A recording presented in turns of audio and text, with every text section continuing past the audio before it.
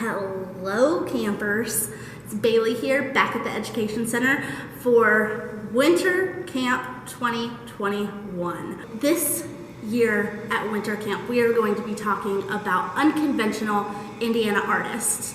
Now when you think of art, do you think of like paintings or sculpture, something like that? We're going to be talking about art that might not come to the forefront of your mind. Now today we're going to talk about the Hoosier Cabinet and Indiana woodworking.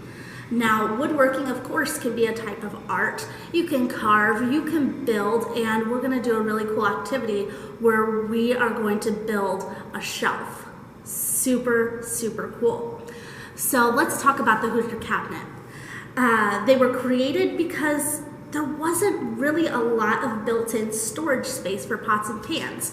I bet you if you go into your kitchen right now, you've got a real nice pantry, you've got all of these cupboards and cabinets full of pots and pans, maybe some snacks, all of that stuff.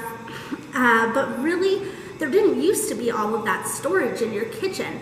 So in order to keep all of your things neat and tidy, you would have to buy extra pieces of furniture to put into your home.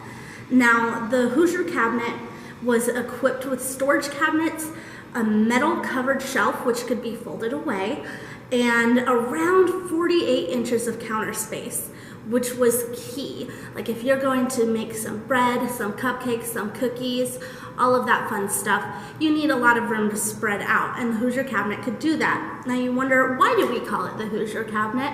Well, it's because a lot of them were manufactured right here in Indiana. The first sellers were the G.I. Sellers Company in Kokomo, and the first Hoosier Cabinet came from them in 1888. However, by 1922, the company was selling between 75 and 85,000 Hoosier cabinets a year. That is a ton, and they were going out all across the country. There were other sellers from here in Indiana, from Boone County, right here in Indianapolis, Napanee, and Albany.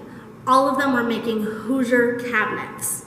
Now, they kind of went out of style when homes began building in cabinets. However, you can still find Hoosier cabinets about everywhere. You could find them in antique stores. You could find them at your parents' or grandparents' house.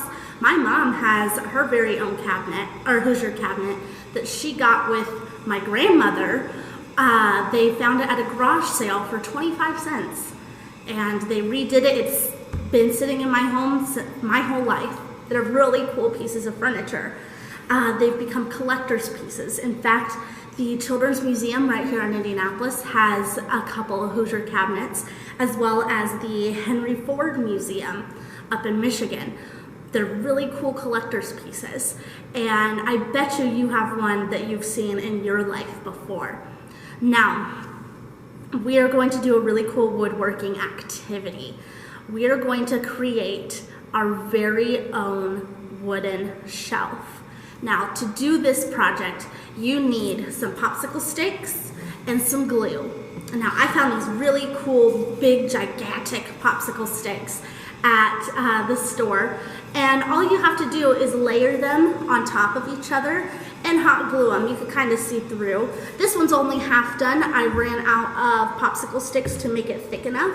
So my shelf, I put it in the shape of a hexagon because it's got 6 sides.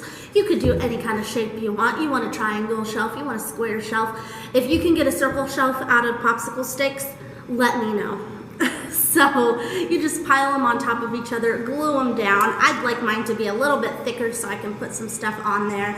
And it should be easy to hang on a wall with a nail or command hooked. However, before you hang stuff on your own wall or a wall in your house, please ask your parents to make sure it's okay, and ask them for help, because you don't want your shelf to look crooked like mine on the wall. So I would love to see your shelves. You can check out our social media right here. Please post and use the hashtag Camp Indiana Winter 2021. And I would love to see your shelves. What are you going to put on them? How are you going to decorate them? Thanks for joining us. I'm Bailey right here at the Ed Center, and I'll see you next time. Bye.